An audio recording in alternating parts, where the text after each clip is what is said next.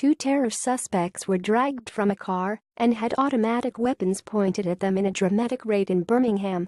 A man and a woman, aged 21 and 23, were arrested in the West Midlands city on suspicion of preparing for terrorist acts in a spectacular public arrest in broad daylight.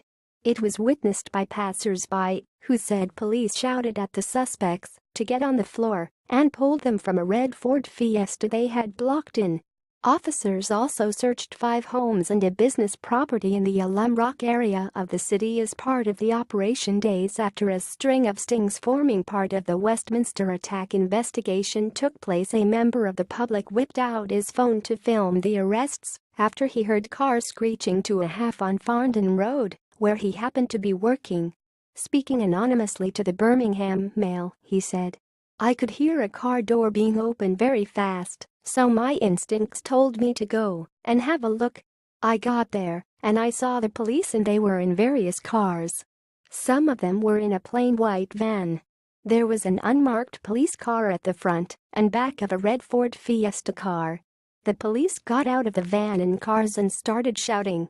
They started shouting to get down on the floor, then they dragged the occupant out of the car and onto the floor. They had guns pointed at him.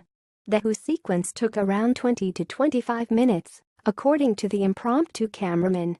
After detaining the 2 suspects, officers searched the red Fiesta, while masked officers stood guard. Photos show armed police pinning a person to the ground in a swift arrest. Over half a dozen officers carrying automatic weapons and wearing balaclavas are swarming around the street.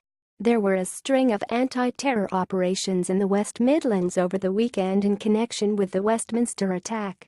However, police confirmed the latest arrests were not connected with the incident. The raids were part of a string of 17 addresses that were investigated nationwide. A police spokesperson said, "The arrests were pre-planned and intelligence-led, and there is no risk to public safety." Officers have an initial 48 hours to question the 2 before charging, releasing or applying for a warrant of further detention. Today's arrests are not connected in any way to the Westminster attack.